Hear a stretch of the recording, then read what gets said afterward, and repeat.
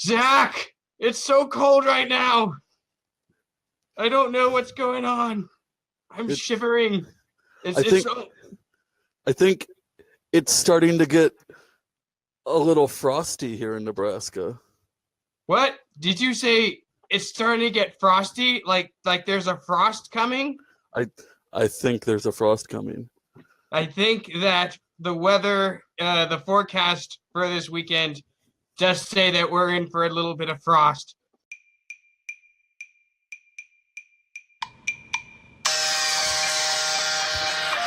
Roads to Liberty presents The Guardians of Liberty with your hosts, Nathan Barada and Zach Taylor.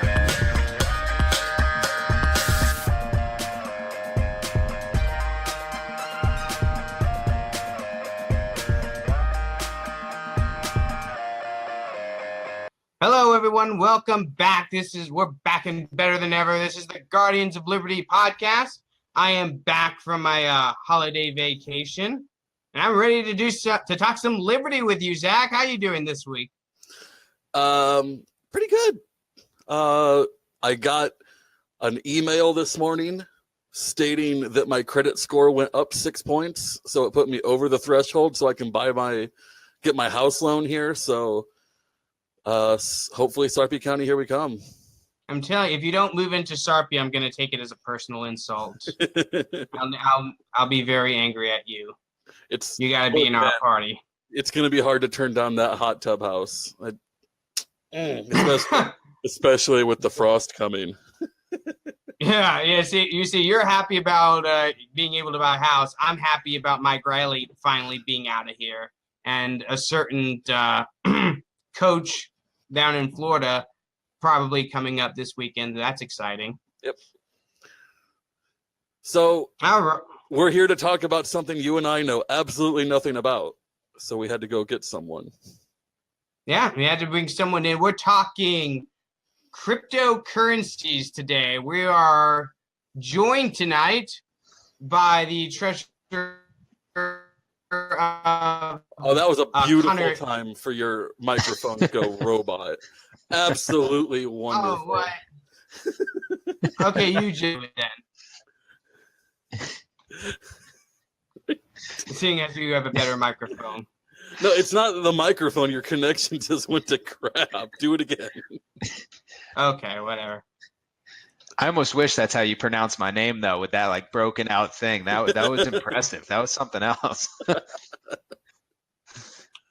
right, I'll just say this again. All right, so today we're talking cryptocurrencies with a representative from the Better Money Pac, Connor Dragotas. Connor, welcome to the program. Thanks so much for having me, guys. I appreciate it. So me and Zach, we don't know very much about cryptocurrencies.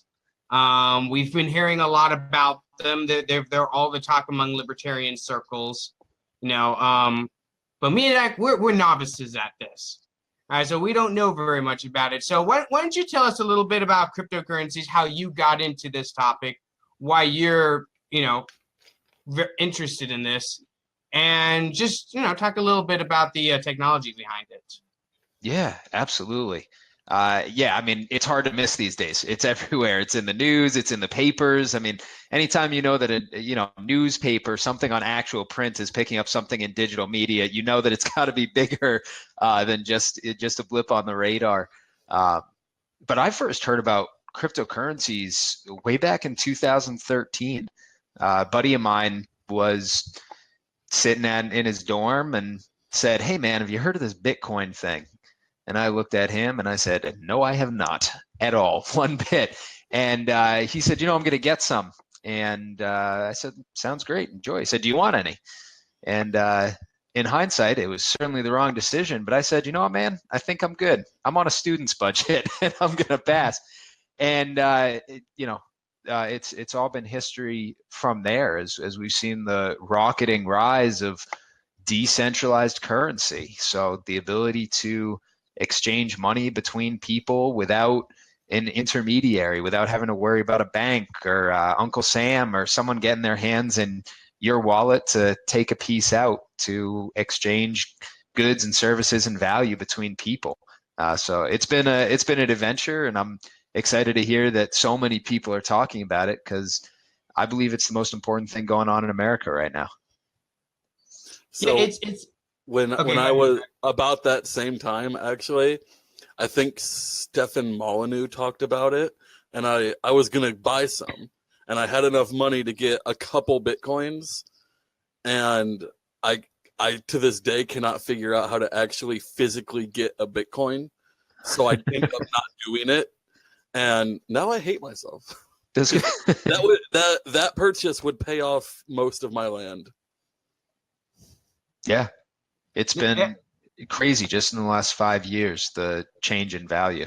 Well, the last 2 weeks has been insane. Exactly. yeah. Didn't Bitcoin just go above 10 grand? Yeah. It did. It actually went above $11,000 per Bitcoin yesterday, and then it dropped back off a little bit. Had a little bit of a pullback as some people moved to cash out and make some other moves into other cryptocurrencies as well. Because even though Bitcoin's the largest player, a lot of people have a lot of faith in similar to the early days of the internet. There's some great things going on, but they want to hedge their bets and put themselves into other cryptocurrencies, which they think might perform better in the long run. So, quick question, since you're now my investment advisor, congratulations. Nexus Earth, is that one crazy, or am I smart to try to get in while it's low? Nexus is actually one of the reasons why this pack was founded. And Oh, really? I'm actually really happy to hear you say that name, because when we started looking at this market and cryptocurrency in general from a political standpoint, it was actually fairly recently. At the beginning of September, I was down in Philadelphia at an End the Fed event. So actually in front of the Federal Reserve building, we had about 500 people there right across the street from the Liberty Bell.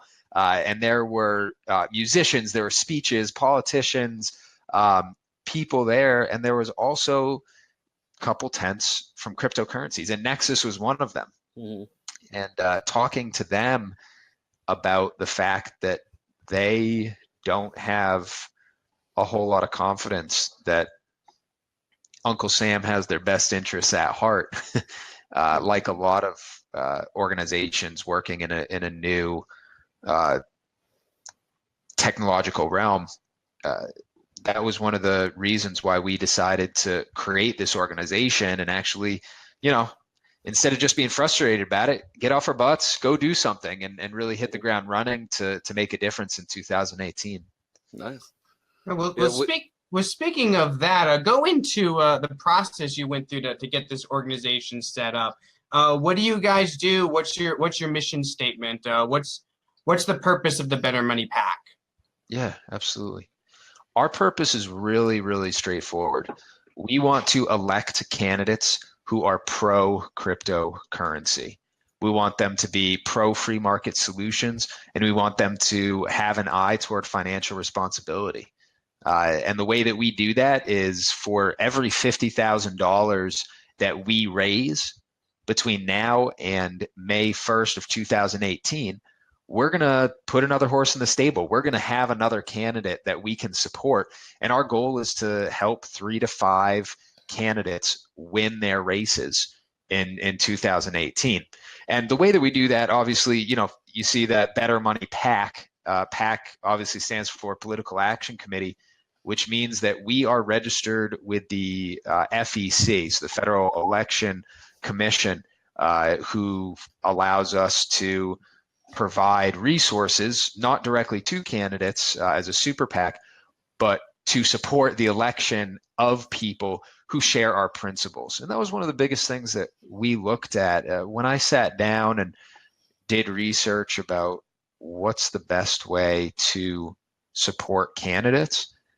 We had options. We could have gone a nonprofit, we could have been a for-profit, we could have been any number of different kinds of political action committee. And we decided on moving forward as a super PAC because we are limited in that we cannot write a check directly to a candidate. And in our mind, that's good because it forces us to focus on principles above politics. And it doesn't mean that we have to say, hey, everything that candidate X says is the best thing in the world. But we can guarantee 100% that they will fight tooth and nail to protect cryptocurrency and keep Uncle Sam's fingers out of your digital wallet. So what, how am I trying to say this? When you have, so $50,000, depending on the race, that's either a huge deal or it's, you're dealing with like a Senate campaign where that's kind of a drop in the bucket. Exactly. How do you determine the correct level of this is a race where we can make a difference, but it's for a position that actually can have an effect on your mission statement? Because $50,000 is about half of what a state senator or state house needs to win an election, at least in Nebraska. So but those people don't really deal with cryptocurrency. That's kind of outside of anything that they would deal with in a state legislature. So how do you determine where the best place to put that money is? One of the cool things about having an organization that wants to spend money is, for better for worse, there's never a shortage of people asking for it. We have already received 53 requests for funding from various candidates running in 2018. So a lot of what we're going to be doing is screening and vetting the applications that come into us. And we're actually taking referrals. So you can go to our website and actually submit a referral of, hey, I think this candidate would be fantastic. But our focus is intentionally on scaling somewhat slowly. We want to make sure that we're doing things the right way and doing a really good job screening candidates and ensuring that they are fully committed to the principles that the organization is built on. So for 2018, our goal is to support candidates strictly running for state legislatures, state house, state senate, state assembly.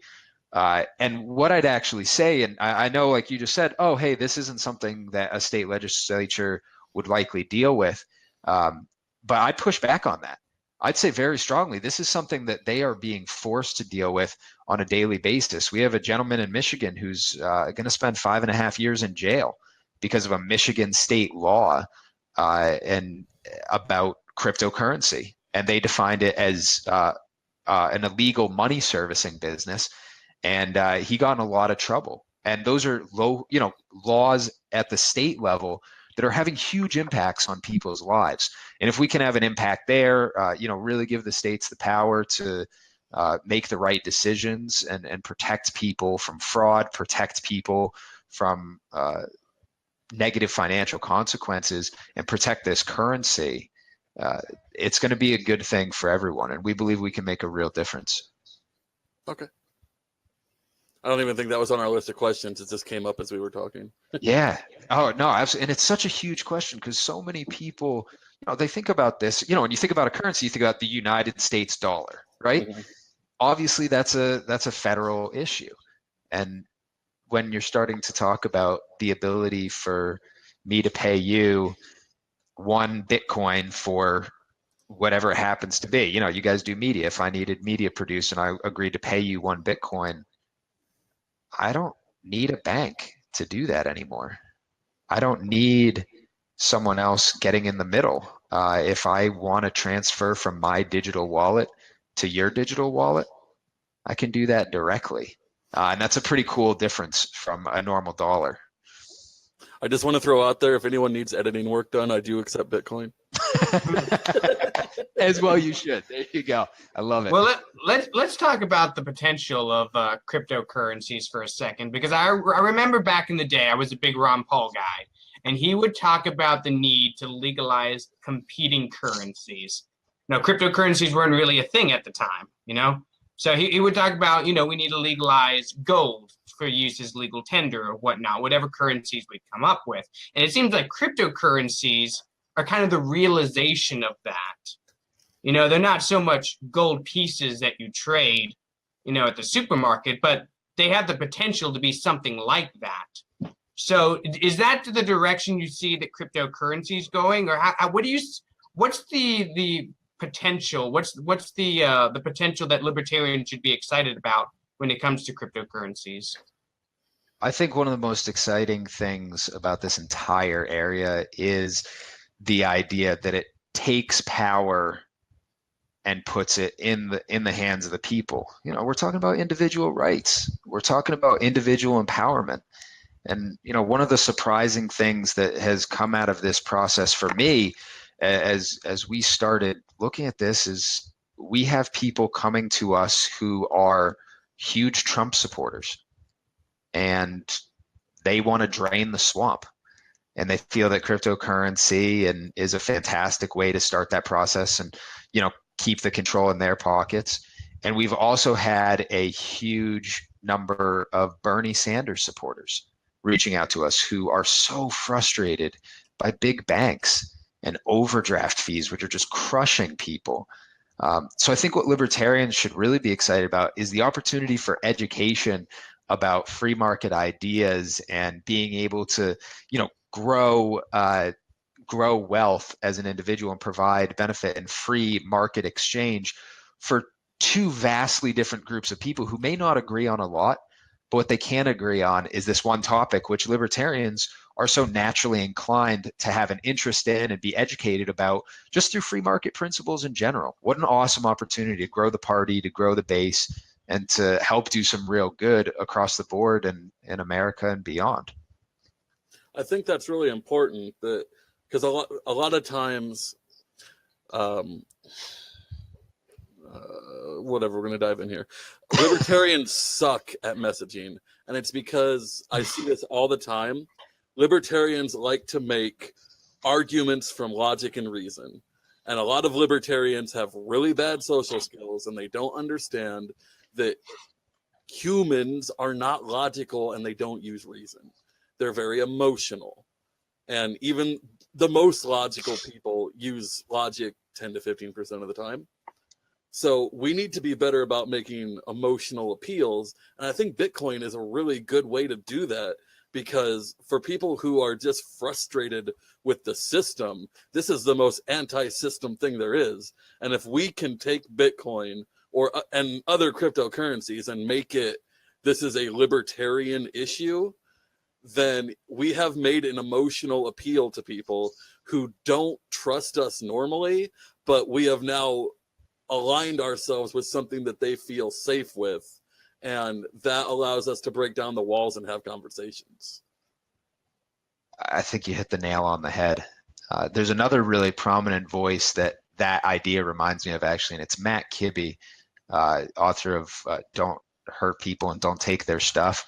I saw him speak in New York a couple weeks ago, actually, and his whole thing was part of a speech called BRE equals freedom. And what he was talking about is exactly that. Why aren't we telling stories? That's what you see the most politically effective groups doing, tend to be on the left. And it's because every single time that they talk about an issue, it's related to a specific person. It's about someone who they're going out there and trying to help. And they're, you know, you look at it and your heart breaks for, you know, it's like watching a Sarah McLachlan commercial for, you know, the puppy. Like you want to be there to help and to make a difference. And it's incredibly effective. And especially in this realm, I mean, I've seen that guy who first mentioned cryptocurrency to me back in 2013.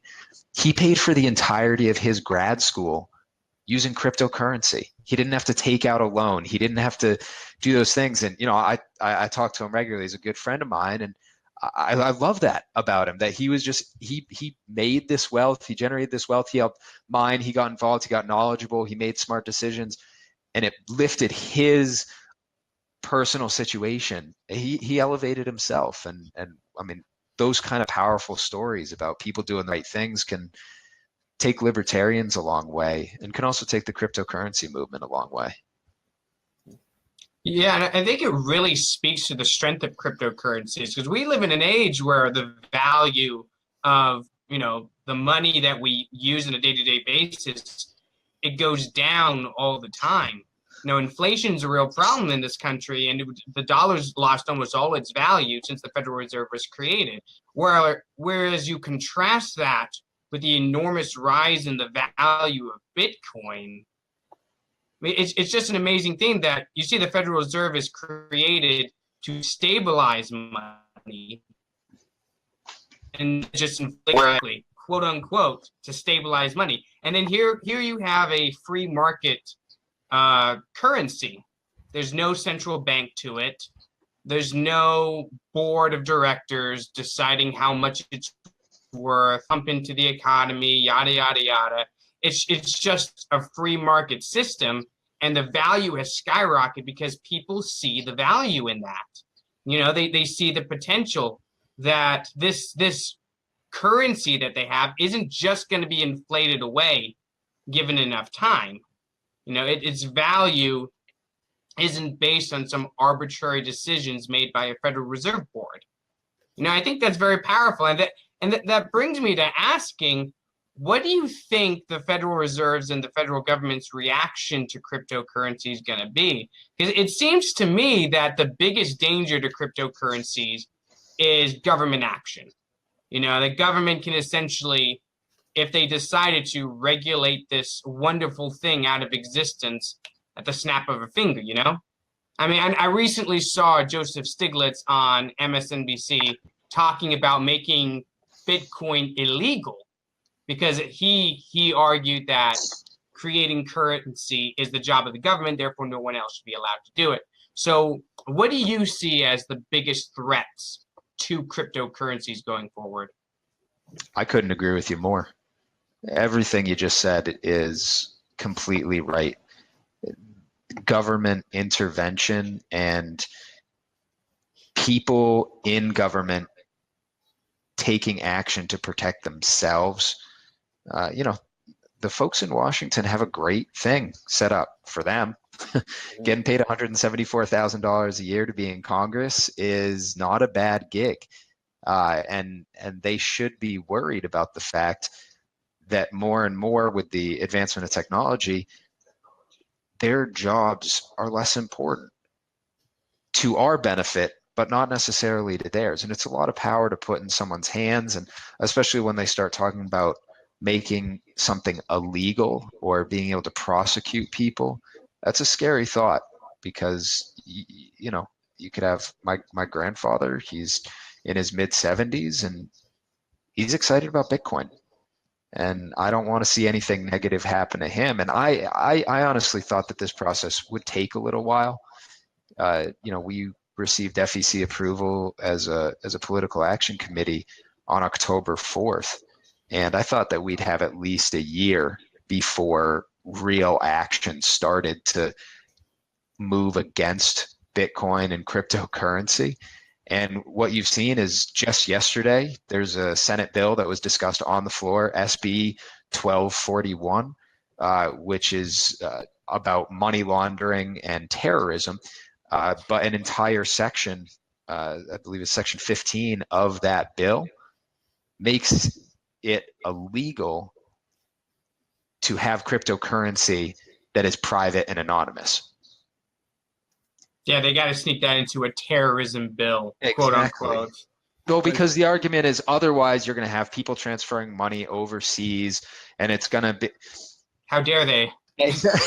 Well, of course, because Uncle Sam wants his cut, and that's what it's coming down to. Anytime that you see, a chart like we've seen where currency is expanding upwards, it's in their best interest, and it's in the government's best interest to take a piece away from that. Unfortunately, it's just not in the best interest of the country. And what you've seen is lawsuits are already being resolved. Just today, Coinbase, one of the largest exchanges out there, was ordered by a court to hand over the personal information of every single person who has more than $20,000 in Bitcoin in their system. So two questions. One is to piggyback off of that. Is there any way that they can just not do that? Is Coinbase, are they able to trace it to the what am I even trying to say here? You're asking the right question.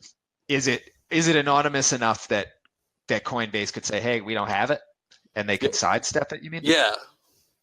Okay. So one of the things about Coinbase and the exchange system in general is exchanges are probably the most vulnerable point in the entire marketplace, because exchanges are where you can take your US dollar and you can buy Bitcoin.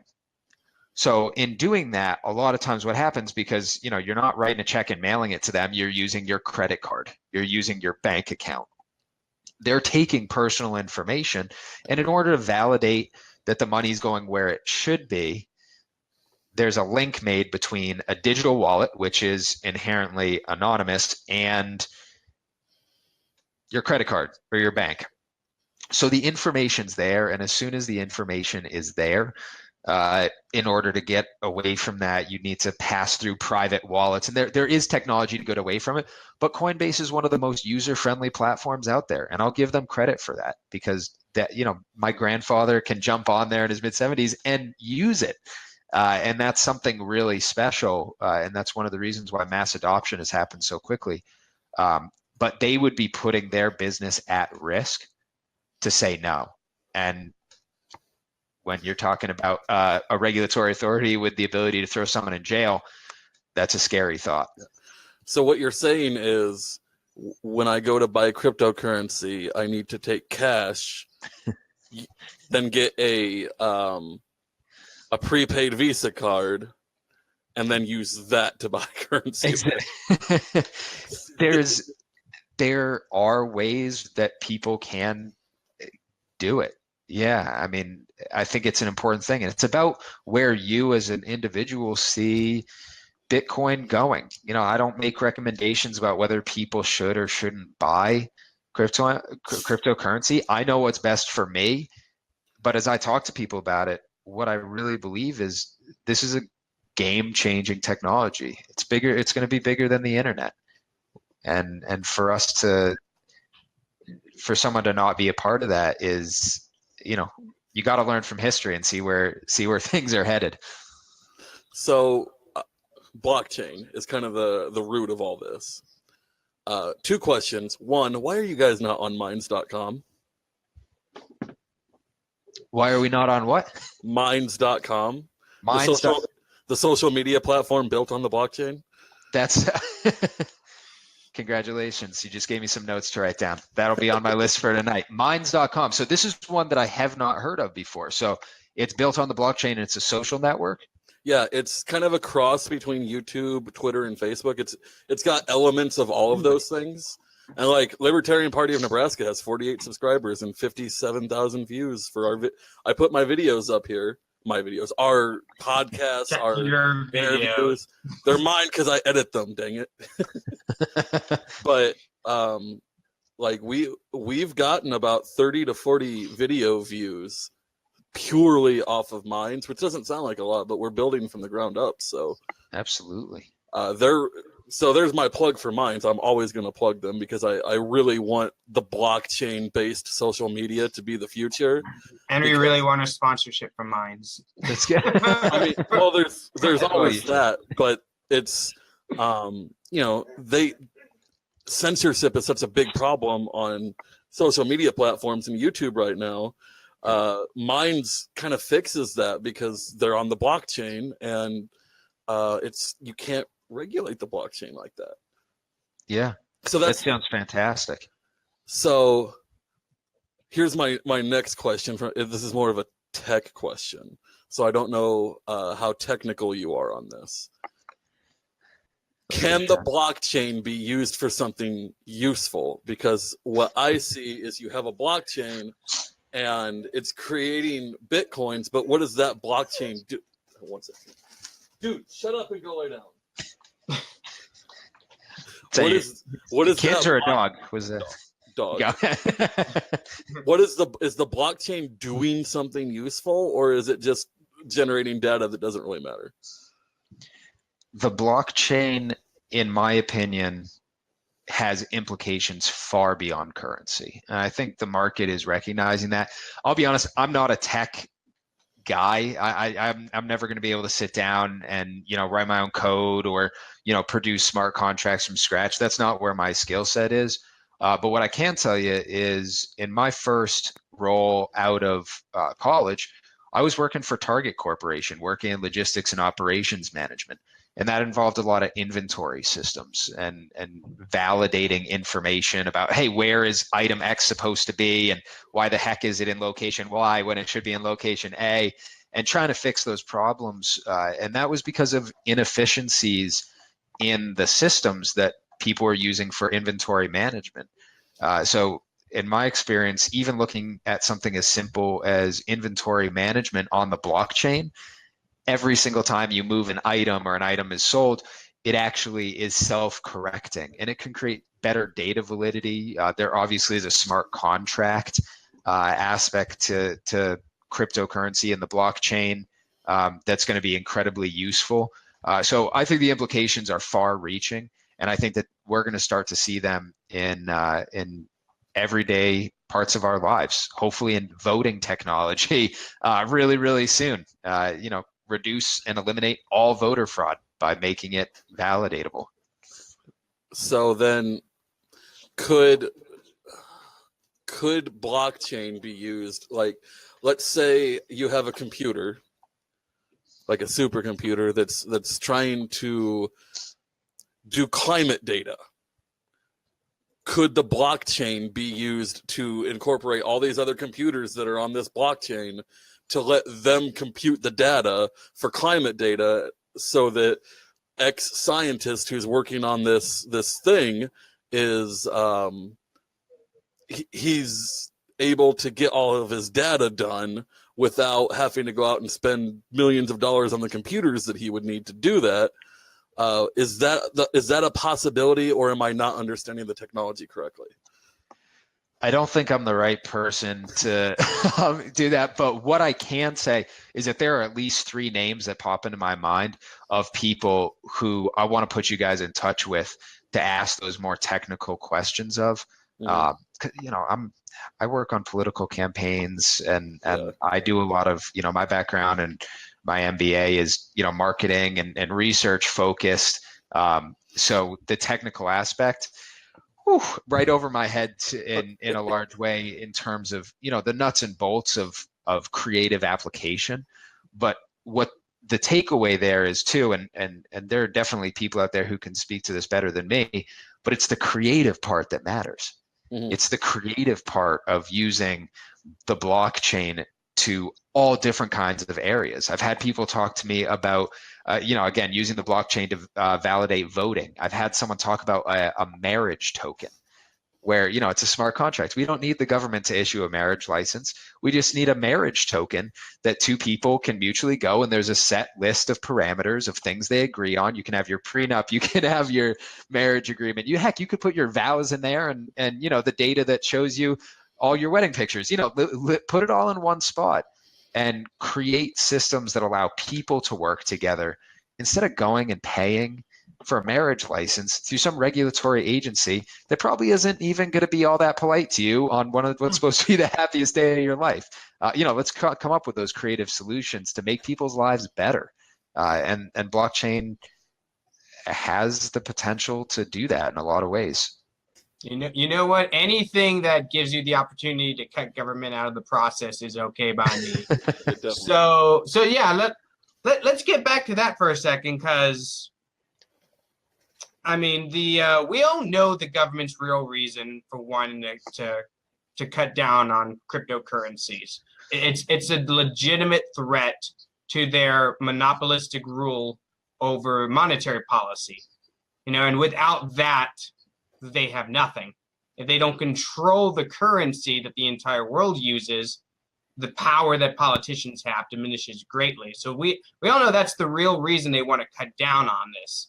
But what are but they're never going to come out and say, oh, this is the reason we're opposed to cryptocurrencies. Of course, that's not the reason they're going to use in court. So what are the arguments that they're actually using to cut down on cryptocurrencies? What are the kind of the strategies they're using to cut down this free market solution to monetary problems in its infancy? One of the biggest things that I've had people mention to me is that, and I understand this argument, is that there's a propensity for fraud. And there's the chance in an unregulated system where, especially when you're looking at vulnerable populations like the elderly, for someone to give a presentation at a nursing home, for example, and wipe out the life savings of a whole nursing home population. I mean, I think as they talk about fraud protection and funding terrorism and this seriously misguided perception that the only thing cryptocurrency is good for is illegal and illicit activity, like anything else, and like we see in hundreds of other examples, they're going to frame it around taking care of people. And they're going to frame it around, we need to take full control of this to make sure that no one gets hurt. And for better or for worse, we're all going to pay the price for that if we allow it to happen. So for the greater good, Of course, it's going to be The greater hot good. fuzz all over the place. it's Greater good. exactly. Yeah. It's the idea of being, you are your brother's keeper is the phrase, and that that brother love mentality that as libertarians we're so familiar with and so worried about because of it's never truly that pure. It's certainly something to be concerned about. And I don't know, the news cycle is pretty short these days, so we see blips of it. But the biggest concern for me is that a lot of this stuff is happening not behind the scenes, but also not in the spotlight. It's not getting nearly the attention it deserves when you see, SB 1241 again being discussed on the floor of the Senate. Whew, that needs to be on everyone's mind. Well, why would we talk about that when we can talk about what Trump is tweeting today? Clearly, your priorities are messed up. There's something, and sometimes I wonder, maybe it's me who's missing the boat. I got to follow Trump on Twitter a little more closely to get the real news. Maybe I'm just getting fooled by fake news. All too often. Fake news. Exactly. I got a couple of comments. First of all, I find it hilarious that the same government that set up the Federal Reserve is complaining about cryptocurrency being a fraud. I mean, how absolutely ironic is it that the Federal Reserve is a fraud? It exists to steal your money. That's what it does. And they're complaining that cryptocurrency is a fraud. I think there's a whole business that you could build just off of that one comparison. And I'd love to see you make $1 million off of it. That's great. But secondly, this is kind of the same argument that a lot of people, especially in Europe, are using to get rid of cash. Because I think it's in Europe that they've been talking about getting rid of 10 euro or 20 euro notes because they want to cut down on crime or terrorism because a lot of illicit activity is funded through cash, so there's no paper trail. So their whole argument, hey, we're going to get rid of cash and that's going to get rid of crime, whatever's going through their mind. But I mean, of course, the unintended, quote unquote, because of course it is intended, the unintended consequence of that is that now government can essentially look at all your transactions and see everything you're doing because now everything's digital, and government has a very bad habit of stealing everybody's digital information. So, I mean, the very idea of cryptocurrencies being anonymous and the government not being able to just go in there and look at everyone's information, that's probably it's very scary for a government that's used to just being able to spy on everyone willy-nilly and not suffer any consequences for that. Absolutely. So, did you happen to see the news recently that the Federal Reserve and the federal government is considering creating their own digital currency? I did hear about that. I mean, I heard it talked about in passing, but I didn't really look into it. But I mean, it seems like even they understand that this is the wave of the future. And instead of allowing the free market to sort out which currencies are the best and which ones that people demand, They just want to monopolize it and say, this is one everyone's going to use, and everyone else is going to be a criminal. Yeah. And the worse, even worse than that, or to take it a step further, rather, to have mislead people to think that, U.S. crypto, whatever they want to call it, digidollar, is going to be advertising it as a cryptocurrency is hugely misleading, because it'll have the exact same flaws, and exactly like you said, it's trackable, it's traceable. You have Uncle Sam not just with his hands in your wallet, but his eyes in your wallet. His, Uncle Sam is your wallet, and that's a very, very worrisome trend, not just for libertarians who are concerned about the size of big government, but for any group that has ever experienced oppression throughout history. They should be concerned about who's in office and who has control over the power of the purse and the power of their individual wallets. I think that there's a vast group of people that was worried about President Obama that's now not worried about President Trump, and groups that fall on the opposite. And then there's a growing group in the middle who all of a sudden realizes we gave a lot of power to the federal government, and now we have someone who we don't trust running the country. And it's a very interesting thing to see, but I wonder if it's a powerful enough feeling to overcome the government rolling out a digital currency and claiming it to be legitimate or as good as a genuine cryptocurrency. So yeah, because I can't see anybody invest in cryptocurrency so long as there are free market alternatives to it. Because the whole point is to get away from government regulation. To get away from government. Why would any? All right, Nathan, I muted you because you just roboted again. So we're gonna let your connection settle down. So I had to let the dog out. I'm sorry. You guys were talking about the government cryptocurrency that I was seeing online today. Yes. So shout out to the Libertarian Party Mises Caucus for being really on top of all of this stuff, and I've learned more from them about this stuff than anything. But I think that's actually where I ran into you, right? Yeah, we connected through Mike Heiss, who is one of the founders of the Mises Caucus, and just a really fantastic guy, really, as always, up to date and enthusiastic about the next steps. So yeah, I'm really so excited for him and the way that caucus is taking the bull by the horns to focus on some of these same topics and get the news out there every single day. It's a great source. I think Nathan, you're unmuted, by the way. I think Nathan is the Nebraska head of that organization right now. Or did you guys even? I'm not the head of it. I think Josh is, but Josh. I wouldn't call myself a I'd have to look him up again. But whatever the case may be, I'm not the leader of Mises Caucus in Nebraska, though I am very much interested in it. But I wouldn't necessarily call myself a member yet. So you're saying you're not the person I need to talk to for the unconvention stuff, then? Hey, if there's a Mises Caucus booth, I'll be manning it. I figured.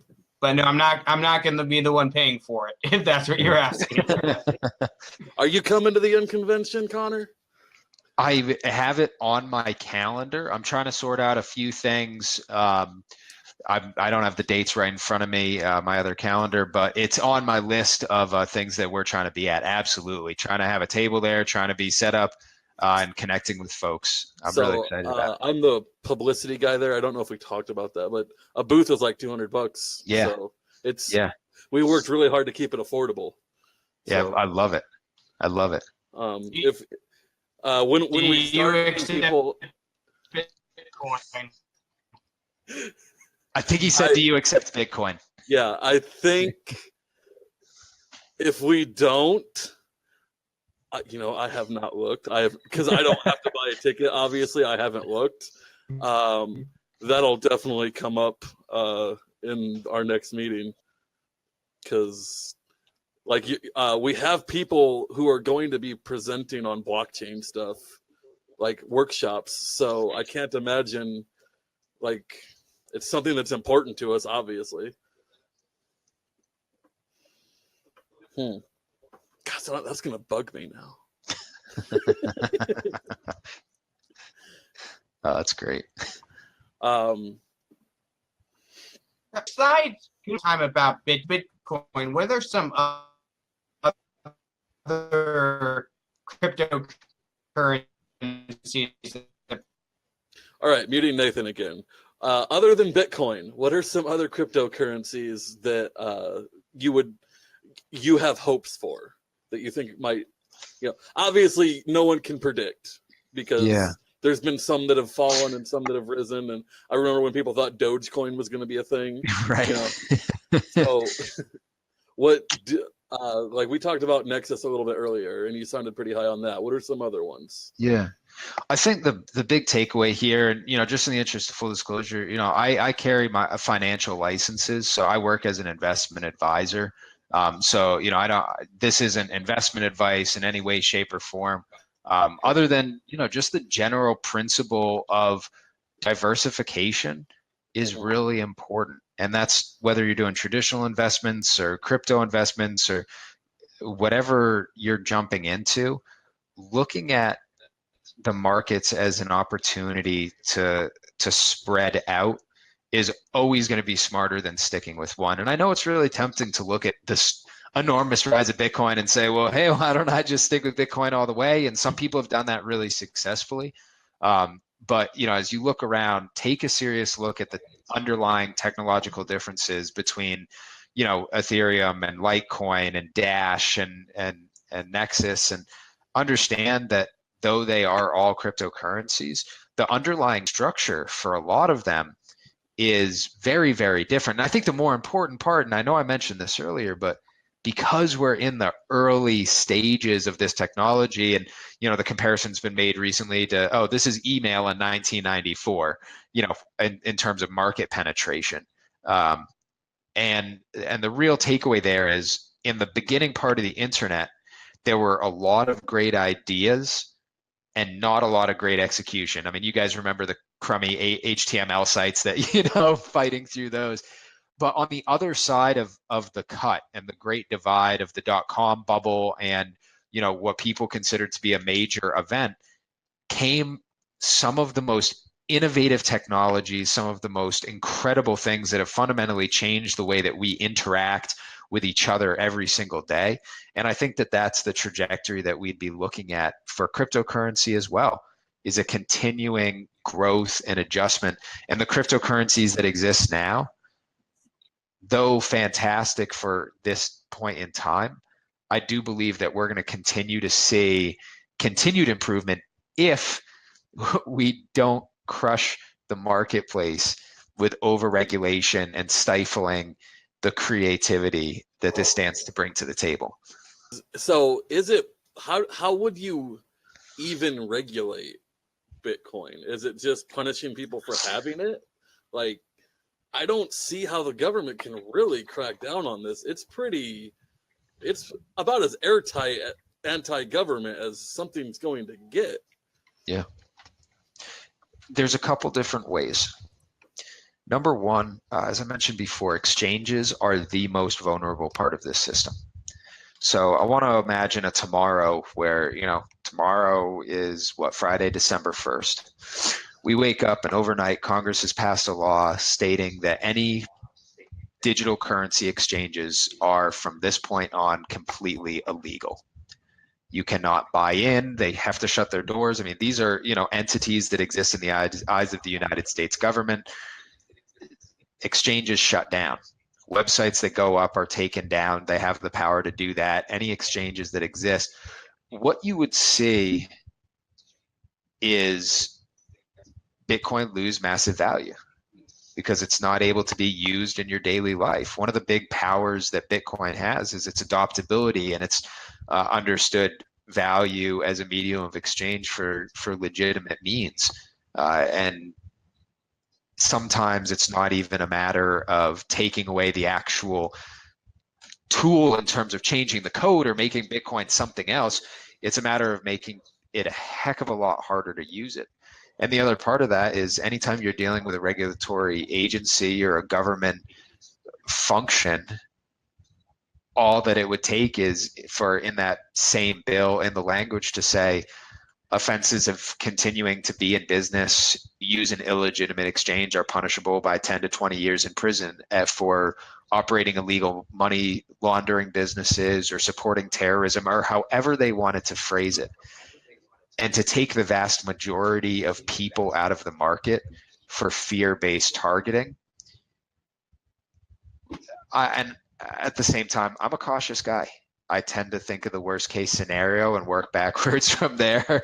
And that's one of the reasons why the PAC exists, is because we want to make sure that the first time that someone stands up in one of the state houses or in Washington, D.C. and says, we need to make this illegal, that there's a strong voice there to say, actually, this is the best thing that's ever happened to us. Let's work with it and help it grow. Absolutely. We all want to see cryptocurrencies become a new norm. You know, at the honestly, with government issued currencies. You know, because I don't know if a cryptocurrency is ever going to replace that, but at the very least, it's an alternative. So people don't want to see their things inflated.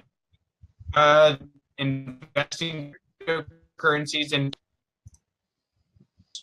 you know, for the government to step in and try to stop that is absolutely ridiculous. Yeah. So how can people get in touch with you guys if they want to learn more about Money Pac? All right, I'm going to jump in here again. So where can we find you? Website, Facebook, Minds, you know, where are you guys at? We will be on Mind shortly. I can guarantee you in the next 24 hours, because I'm really excited. I'm going to check out this platform. The easiest place to find us and kind of the landing spot for a lot of interested folks is online, BetterMoneyPac.com. That's BetterMoneyPac.com. You can also find us on Facebook, the Better Money Pac. And you can actually reach me directly with questions or comments or thoughts, recommendations at hello@bettermoneypac.com.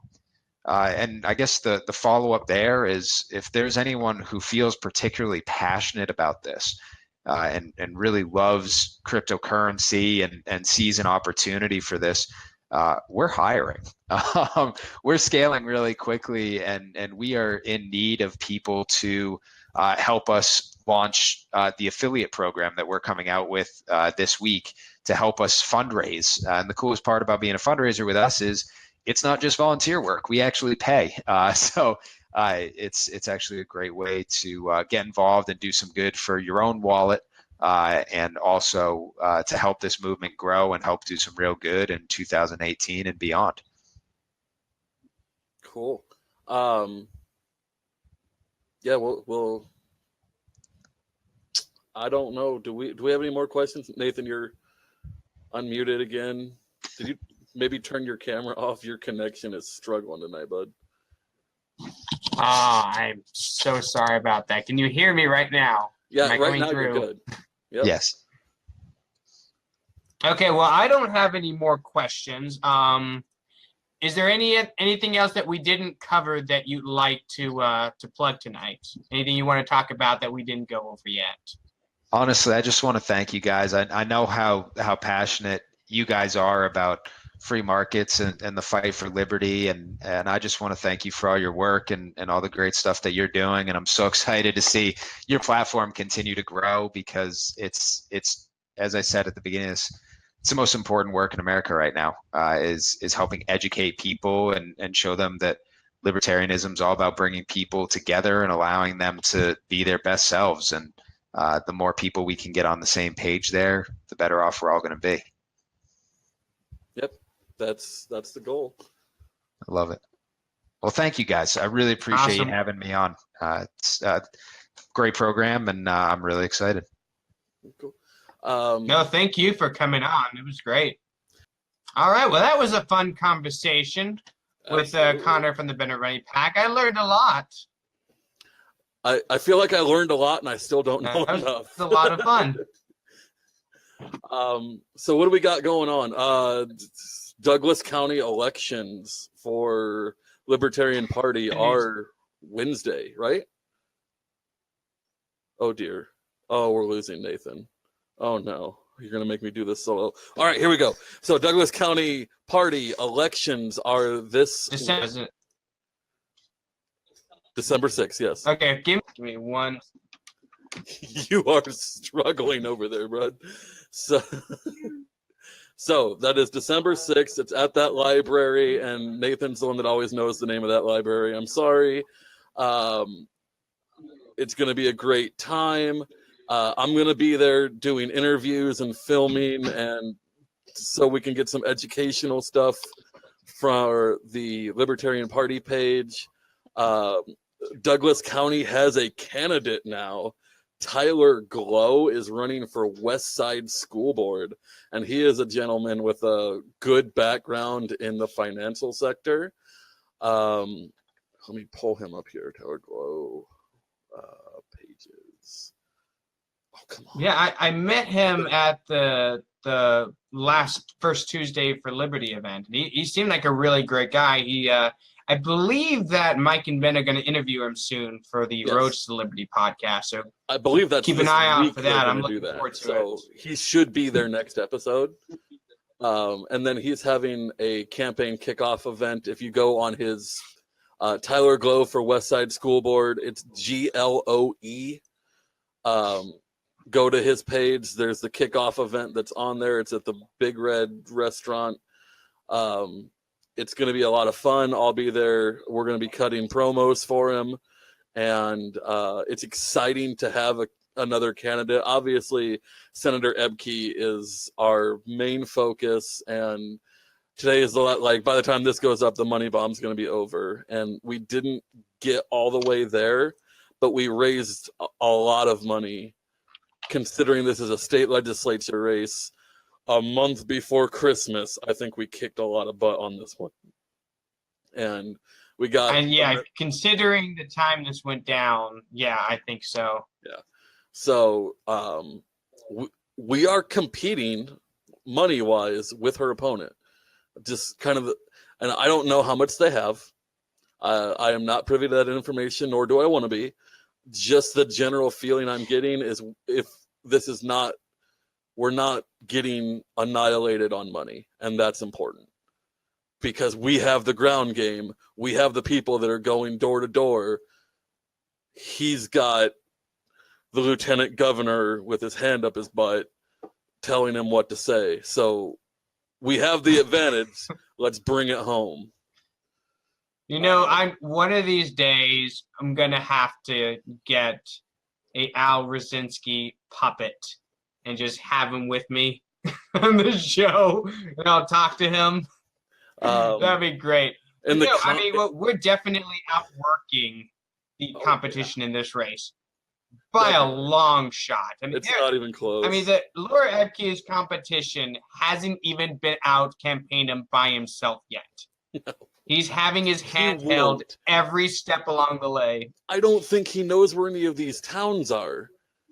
I think that Foley's staff is finding out where they need to go, and that's what everything's based on. This guy doesn't know where Crete or any of these towns are. I mean, I can find my way around that district better than he can. I mean, at this point, so can I. I've taken enough back roads, getting lost, trying to get back home. Yeah, and I've been chased by enough dogs to know my way around. All right. We're going into that holiday rush. It could disrupt our posting schedule. Mike from the Roads to Liberty and I did an episode last week where we talked about a little bit about net neutrality and a little bit about occupational licensing, and I said a lot of dumb things because we were recording at 10 o'clock at night, and we actually talked about cryptocurrency, and I don't understand it, so I sound like an idiot.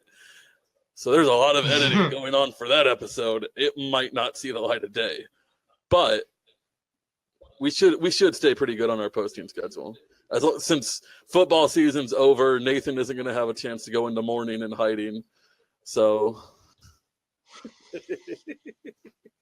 No, I'm celebrating now. I'm in celebration.